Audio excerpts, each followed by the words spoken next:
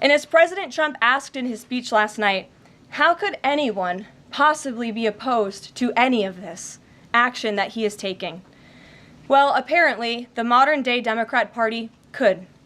The behavior of Democrats last night was completely disgraceful and demonstrated how severely out of touch they are with the American public. It was the most shameful moment in the history of presidential addresses in that beautiful chamber. I want to talk about President Trump's historic and incredible speech last night. The American people and the entire world watched President Trump powerfully lay out how he's renewing the American dream in a record-breaking joint address to Congress. And Americans loved what they heard. According to a CBS YouGov survey, an overwhelming 76% of those watching approved of President Trump's speech last night. The president spoke about how he's taken more than 400 executive actions on his key promises. The expectations were high, and President Trump is exceeding them. According to brand new polling from the Daily Mail, President Trump has never been more popular as his approval ratings are reaching historic highs. More Americans believe America is headed in the right direction than the wrong direction. Everyday Americans love this president because he tells it like it is, no matter what. And he did that last night. President Trump level set with the American people on the economy and exposed how badly Joe Biden screwed it up by causing the worst inflation crisis in 4 decades. President Trump was honest about where we are while making clear that help is on the way. As the president declared last night, he will make America affordable again. Last night, you also saw who motivates the president to work so hard. Everyday Americans, who President Trump shined a spotlight on last night in his speech. From Mark Fogel, who President Trump was finally able to reunite with his family and his beautiful 95-year-old mother after being detained in Russia, to Peyton McNabb, whose heart-wrenching story motivated President Trump to end men in women's sports, and to Allison and Lauren Phillips, the mother and daughter and sister of Laken Riley, who President Trump honored by signing the Laken Riley Act to ensure her name will live on forever. In other amazing and surprise moments, President Trump honored the life of Jocelyn Nungare, who was brutally murdered by illegal alien gang members. He ensured Jocelyn will never be forgotten by renaming a national wildlife refuge in her home state of Texas to honor her life. And in one of the greatest surprise moments of the night, DJ Daniel, an incredible 13-year-old boy who is beating brain cancer, saw his dreams fulfilled by President Trump when he was made an honorary Secret Service agent. And finally, after nearly 4 years, President Trump delivered justice for the families of the 13 American heroes who were killed at Abbey Gate in the Biden-botched Afghanistan withdrawal, which was one of the worst humiliations in the history of our country. President Trump announced that we have detained Mohammed Sharifullah, the monster who was responsible for that horrific attack, and he was delivered to Dulles Airfield earlier this morning. On his first day in office, President Trump's national security team across the federal government prioritized intelligence gathering to locate this evil individual. President Trump's team shared intelligence with regional partners such as Pakistan, who helped identify this monster in the borderland area late last month. Mohammed confessed to his crimes related to Abbey Gate and other attacks in Russia and Iran as well to the Pakistanis. And U.S. law enforcement officers traveled to Pakistan over the weekend, where he again confessed his crimes to the FBI. As President Trump said last night, this killer will now face the swift sword of American justice for these atrocities right here on United States soil. Joe Biden was responsible for this botched withdrawal, and he had 3 years to find this evil terrorist, and he didn't even try to get the job done.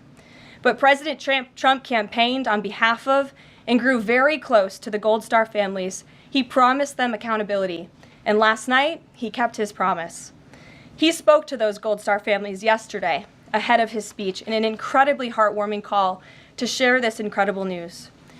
And as President Trump asked in his speech last night, how could anyone possibly be opposed to any of this action that he is taking? Well, apparently, the modern-day Democrat Party could. The behavior of Democrats last night was completely disgraceful and demonstrated how severely out of touch they are with the American public. It was the most shameful moment in the history of presidential addresses in that beautiful chamber.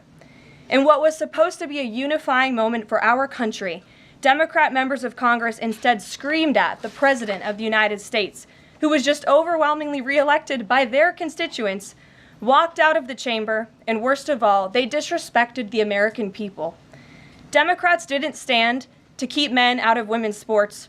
They couldn't even clap for a girl who got her head smashed in by a man on a volleyball court. Democrats didn't stand for an innocent and beautiful child who is surviving brain cancer. They opposed eliminating taxes on tips and Social Security. They didn't stand in favor of cutting taxes for hardworking Americans. They couldn't even clap for two mothers whose daughters were killed by illegal aliens. One of the only things that could get Democrats off their feet last night was cheering for Ukraine, not for America. Last night was a very clarifying moment for our country. The Democrats exposed themselves as the party of insanity and hate, the party that wants to put America last. They've allowed their Trump derangement syndrome to stop them from celebrating America and our people, and we will not allow them to forget that. And it's not just the Democrat Party. The mainstream media still doesn't get it. Last night, MSNBC's Nicole Wallace disgustingly looped in a 13-year-old boy with brain cancer into an attack on the president over January 6th. And CNN's first chyron out of the speech called it divisive. President Trump wasn't divisive. The Democrats were. And CNN was proven wrong by their own viewers, 69% of whom, in a post-speech poll, said they had a positive reaction to the president's speech. It's sad and frankly pathetic that Democrats and liberals in the legacy media continue to allow their hatred for the president to override their love for our country. But nevertheless, the president will continue to unify this nation through policies that are grounded in common sense and that uplift all Americans. We have an individual in our new media seat today, Mary Margaret Olahan, who is the Daily Wire's first ever White House correspondent. Congratulations, Mary Margaret. The Daily Wire was founded 10 years ago by Ben Shapiro. The Daily Wire now has over 1 million paid subscribers, a monthly network reach of 138 million, and has evolved into a leading conservative multimedia giant. They are now the 5th largest podcast network in the world and home to some of the top-ranked shows. With that, I will take your questions, and Mary Margaret, why don't you kick us off? Thank you so much, Caroline. It's great to be here. Thanks. So I had 2 questions, if that's okay. The first Sure. on last night and the second on Maine. You talked about behavior from Democrat lawmakers, a lot of disruptions, and I just wanted to kind of go back to that. We saw Democrat lawmakers not stand for Laken Riley, for Peyton McNabb, for the son of a slain police officer and 13-year-old cancer survivor. What are the optics of that nationally, just in terms of not just the people who were in the room last night, but across the nation? And also, was President Trump expecting this type of behavior when he was crafting his speech? So I gave a quote to one of the media outlets in this room yesterday that Democrats behaving like children would be the least surprising thing of the night. And unfortunately, that quote did turn out to be true. I think the president and everyone, frankly, was surprised by the Democrats refusing to stand for not the president's policies, because frankly, we expected that, but for the everyday Americans who President Trump was shining a light on their stories.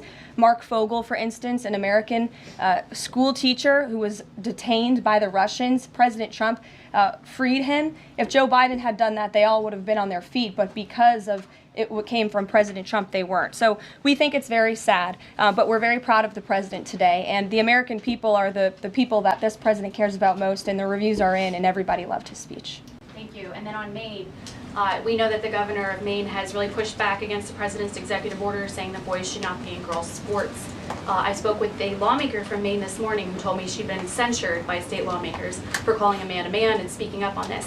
What is the next move for the White House in this battle to protect the integrity of women's sports? Yeah, well, the Department of Education has sued the state of Maine. As you know, there's ongoing litigation. The president has made a commitment to ensure that states are being held accountable if they continue to allow men in women's sports, which he believes is an egregious violation of taxpayer dollars. And so that fight continues, and the president won't back down. Again, this is a common sense policy. 80% of the American people, including more than 60% of Democrats, do not want men in women's sports.